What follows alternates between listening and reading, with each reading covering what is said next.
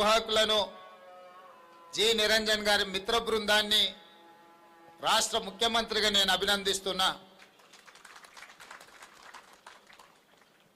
October 19 ప్రతి సంవత్సరం గత 35 సంవత్సరాల నుంచి నిర్వహిస్తూ ఈ దేశంలో శాంతి సామరస్యాన్ని కాపాడిన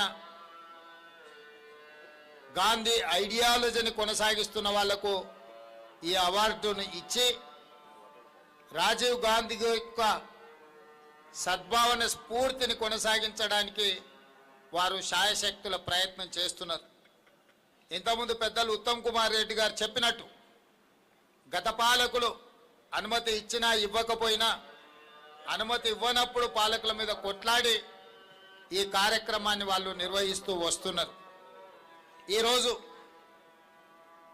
రాజీవ్ గాంధీ గారి గురించి చెప్పాలి అనంటే ఎన్ని రోజులు చెప్పినా కూడా సమయము సరిపోదు.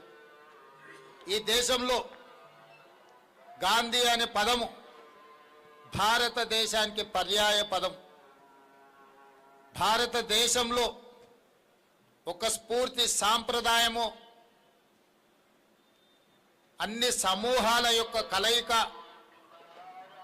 అన్ని మతాల యొక్క సహజీవనము ఏ విధంగా స్ఫూర్తినిస్తుందో గాంధీ అనే పదము, గాంధీ కుటుంబం కూడా ఈ దేశానికి ఆ స్ఫూర్తినిచ్చింది.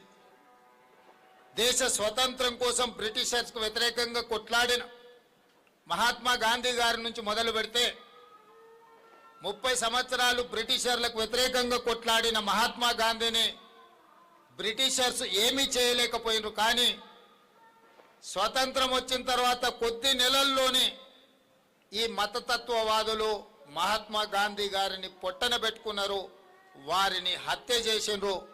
అంటే మహాత్మా గాంధీ గారిని హత్య చేసిన వాళ్ళు బ్రిటిషర్స్ కంటే కూడా ప్రమాదకరమైన వ్యక్తులు అని చెప్పి ఈరోజు మనము చర్చించుకోవాల్సిన అవసరం ఉన్నది.